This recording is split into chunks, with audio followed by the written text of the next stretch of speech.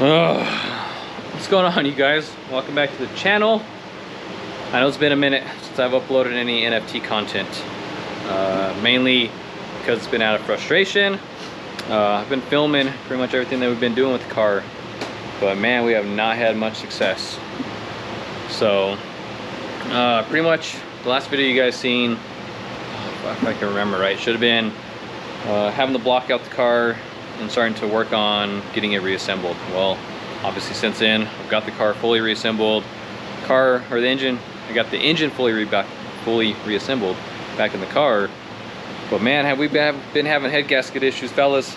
It's been a pain in the butt. So as you guys have seen, this little guy right here is the one that started it all.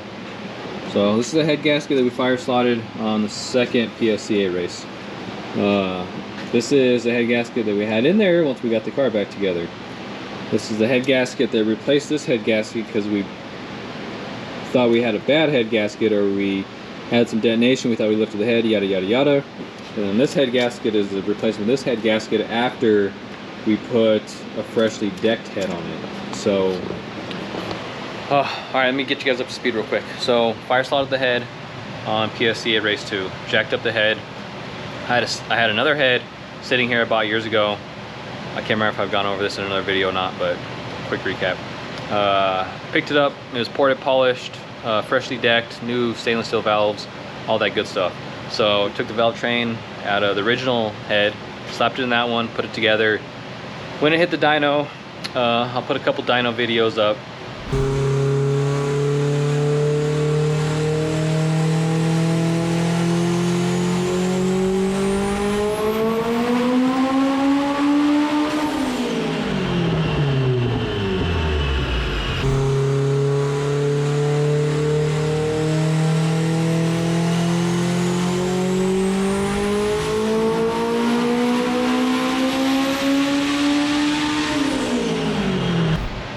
But we're having major issues.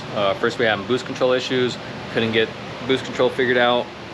So when we were on the dyno, just full boost. So I kept getting out of it. I wasn't doing full pull as soon as I seen the boost go crazy. So we combated that at the dyno a little bit, put a couple clips up of that.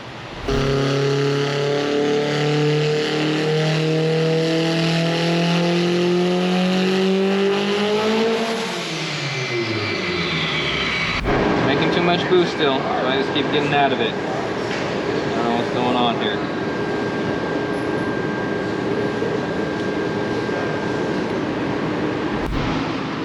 Troubleshooting. Which way do we have this now? Your push lock fittings. Yeah, these two. Alright, he's gonna be the man under pressure. I'll hold it. Who is? Oh.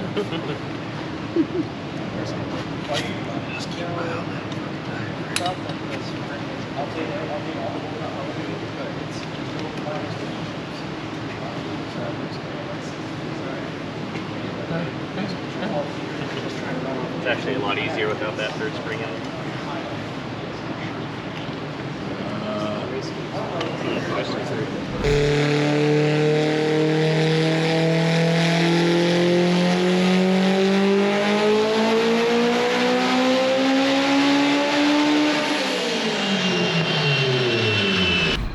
Five-hour dyno session didn't really go as planned. I mean, engine, everything's great. The tune is kind of half-assed. We were just battling boost issues all night. It's either not what the spring was showing, not what the boost controller was doing. It was all the boost. So on the last pass, the last pull, I have to track too much. On the last pull, we ended up making like 913 of the worlds, but that was only at like 7,600, 7,700 or something like that, because it was hitting boost cut. Boost cut's at like 55, so it was hitting like 57 pounds. Glad I have that boost cut there, because I don't know what the turbo would make. I don't want that. I don't want to not to have control of that. So it's late. We'll get the car off the trailer. Tomorrow we'll do some testing and see what we can figure out as far as this boost issue, man. We gotta figure something out. couldn't get it figured out, so we said screw it, got off the dyno, came home that weekend, and figured out that we had some torn diaphragms. I think I threw them away, but here's some new ones that I bought just as backups. We've already got new ones in the wastegates, but the old wastegates, which I'm pretty sure, the old wastegate diaphragms, I'm pretty sure I threw away. So that was our boost control issue. So we got that fixed over the weekend. We headed back to the dyno. I'm trying to talk real fast just so this video isn't stretched out, so stay with me. So we headed back to the dyno on Monday. We had boost control figured out, so we were able to go from gate and work our way up. Well, we started having these weird random ignition cuts, man. Like same RPM every time. Checking stuff, checking stuff, checking stuff. Well, over the weekend, as I fixed the boost control issue, I was also setting up some stuff for the strain gauge in the car. I don't know for sure if this was causing the cuts or not, but I thought up until that time it was causing the cuts. So we had some nasty cuts. We were hitting some nasty cuts. So, and then on that session we ended up lifting the head, popping a head gasket. So I thought maybe it was just those cuts that just, you know, caused some detonation, some pre-ignition, whatever you want to call it, in the cylinders. Lifted the head. So we're like, okay, slapped a new head gasket in it. We're back to the dyno. As soon as we started turning the boost up, I think once we got above 50 psi, bam, we blew another head gasket. I got a clip of that. Insert now.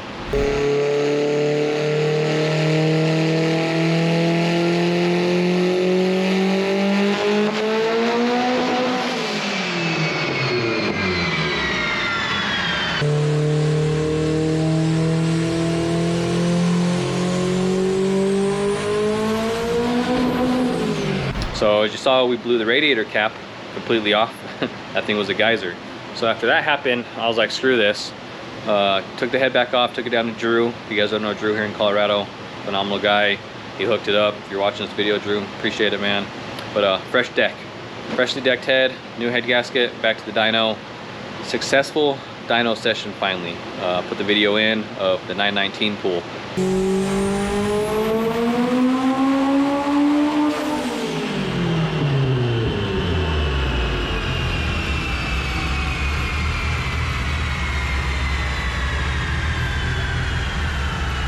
So we put down like 919 on like 58 to 60 psi. We're trying to hit that 4 digits, but we ran out of fuel. We didn't bring enough fuel with us. 3-gallon fuel cell, that thing sucks some fuel up on these passes, especially around 1,000 horse. So called it quits. I was like, cool, right on, we can finally go testing. Well, before we pulled it on the trailer after getting it off the dyno, I decided to check the 2-step anti-lag. Well, for some reason, well, not for some reason, I know now. The 2-step, it should have been set to where it only made like 20 pounds of boost. Same settings from PSE Race 2. I didn't touch the anti-lag setting, so I hit it. Well, that thing decided to make 45 pounds of boost, and with Jake Montgomery's big brain and his smart thinking, after looking at the log, he figured out that it also had a backfire in the intake manifold, which I'll put a picture up of the log if any of you guys are interested. So that thing made like 45 pounds of boost, and then like the line stood straight up and it maxed out the map sensor, and I was like, there's no way the turbo could have done that up here at altitude. Like, and Jake was right. The boost curve was linear, it's kind of going up, and then it stood straight up. So he was like, guarantee that was a backfire in the intake manifold. So IATs, he said, check out the IATs, I guarantee they were high. Sure enough, they were 200 degrees on that thing. So why it made so much boost? Well, when I was dyno tuning it, as opposed to just grabbing 3rd gear on the boost control options, because I've dyno in 3rd gear, I was just grabbing all 4 gears and I was putting in the same percentage. Well, my dumb butt left 30% duty cycle in 1st gear, which on this car, 30% duty cycle is like 60 pounds of boost. So the anti-lag references off that chart also, thinking the car was in 1st gear, so it made, well, it tried to make 60 pounds of boost. I saw 45, I got out of it. Well, secondary started dumping fuel. Jake explained this all to me, makes very great sense. Started dumping fuel into the intake manifold. Well, it pulled up, the retarded timing in the car, so I was pulling so much timing, it ignited the fuel in the intake manifold and caused a backfire. So where we at with that? So okay, so we lifted the head. On that caused a big ass backfire, popped the head gasket. So that's this head gasket right here. So fire slotted first head gasket, weird cut, ignition cut, which I'm going to get to that in a second on why it was ignition cutting. And then this one was the anti-lag backfire thing. So got that out, got a new head in it. So I didn't even go back to the dyno, or got a new head gasket in it. I didn't even go back to the dyno. So we got the car back together, went and did a street pull just on wastegate, which is like 28 pounds of boost. And it felt fine. So we loaded the car up. Wednesday rolled around, test and tune. I was like, cool, let's get some testing and stuff done. So me and Seth rolled up to Vandermeer, got some testing, or tried to do some testing. We pulled the car off the trailer, got the slicks mounted and everything. Started getting some temp in the motor, and just to double make sure, I started messing with the anti-lag settings. So reset the timing table, made sure the duty cycle was at 0 degree or 0%, pretty much just like wastegate. And we got it dialed in to where it's making about 20 pounds of boost on it, on the two-step, the anti-lag, whatever you guys want to call it. So I was like, cool. Well, as soon as I came down off the anti-lag and I was letting it idle, it started misfiring. I was like, what the heck? I was like, well, maybe it was too rich and it fouled the plugs. That sometimes happens. But I looked at the air fuels and they were like right at like 11.5. I was like, man, I should not have done nothing with the plugs. So I pulled the plugs, nothing looked crazy, cleaned them up, slapped them back in. Car soldered, idling fine. It wasn't misfiring anymore. So we, where are we at now? So we fired it back up, went to go test anti-lag again. Same thing, 20 pounds, everything seemed fine. Started misfiring again. I was like, what the hell? We pulled the plugs. Well, we had water in cylinder number 3. So that was a cylinder. It's kind of hard to tell on these, but that was a cylinder that blew on the anti-lag settings at the dyno, was hole number 3. So I'm assuming that when it popped that head gasket, it must have warped that head around cylinder 3, because we didn't get it resurfaced. We just slapped a new head gasket on it, and it was leaking in that cylinder again. So car is still currently together. So that is what I'm getting ready to do, is pull the head off this thing again. But we got a game plan. So Seth, over this last winter, had a head fully built by Drew, CNC ported, all the good stuff. But to eliminate any coolant issues, the first head that came with the car, the coolant ports were welded shut on the head. The head I put on the car that's been giving me all these issues didn't have the coolant ports welded. So, I mean, if you have a head gasket that seals, that shouldn't be an issue. But I'm just eliminating any further issues. I mean, the nice thing about having the coolant ports welded on the head, is that if for some reason you're going down the track, you lose a head gasket, but it doesn't really show during the pass. There's a potential, if you guys watch Boosted Boys, Kyle with his MR2, he had this issue. He ended up filling a cylinder, I believe, with water, hydro-locked the engine. If you guys watch the video, you guys see all what happened. Brought outside the block, destroyed the engine, and then it just kind of trickles downhill, takes out the turbo, head, yada, yada, yada. So welding the cylinder head, if you lose a head gasket, I mean, hopefully you don't fire slot the head, but you're not gonna have to worry about leaking any compression into the coolant ports, and you ain't gonna have to worry about water getting into the cylinders, blowing up the bottom end. So worst case scenario, you lose a head gasket, you fire slot the head, you get a new head, the block's good. If you don't have coolant ports welded, you lose a head gasket going down the track, fill one of the cylinders with water, hydro-lock it, well, now you need a head and a block. So just kind of do some preventative destruction there in the future. But we got the head over at John V. Hills right now. If you guys don't know him, go check him out. Badass welder, badass fabricator, badass engineer. Like, that dude builds some badass stuff. BMWs, manifolds, whatever need be. You know, I got the TIG welder here, and I have welded onto a head before, but my welder is not really set up to put in that much heat as far as welding it. And I don't honestly trust myself to get the best welds on that head. So John's welding it up. We're gonna get the head back over to Drew. He's gonna resurface it. And then we're gonna get the car back together. and hopefully do some testing on it before the season's up.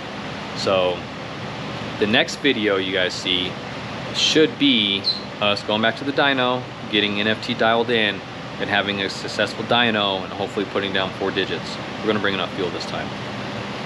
So that's the plan. There wasn't really much to do in this video. I was just kind of getting you guys up to date. It's been a long time since you guys seen any NFT content. But man, has it been a hell of a season for the PFC guys and my buddies over there.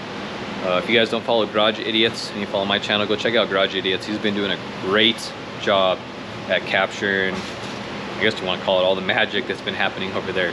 Those guys started off the season so tough. Luckily I was able to be there with them for the first 2 races, racing against them, racing with them at PSCA. NFT's been giving me all these issues, haven't been able to take it to the track and compete in the last 2 races. So bummer, but is what it is. That's racing. I'm not really frustrated at all. It's just trying to figure out what we can do to fix the car and try to prevent these issues in the future. But anyways, been having a blast going out to the track with them, you know, every day, helping them, watching them. But man, them being able to win this last PSCA race and get Wallies and stuff, it was crazy. I'm getting like, whew, I'm getting chills just thinking about it again, because man, it was a hell of a night. They struggled hard the previous night, Travis and all. I'm not going to go on a rant about that, but go check out Garage Idiots video. He'll get you up to date. Garage Idiots. Preston does a great job at capturing the footage and kind of just capturing the emotions and what it takes to do what we do and why we put ourselves through this. So we have done some upgrades to NFT since the last time you guys have seen it. This is how it currently sits. It does start up and run, but I said we got a little bit of water, cylinder 3. So we're getting ready to yank the head off this. But man, we got the MCR valve cover came through. That thing's sick. You got the ORB lines.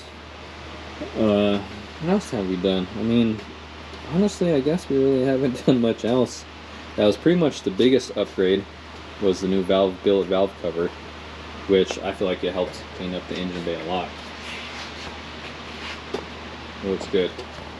So still waiting on the word from Precision about the next gen 7685. This is still the Gen 2 7685. I'm hoping that it comes in before next dyno session. That way I can get the new turbo on there and just pretty much have the setup complete.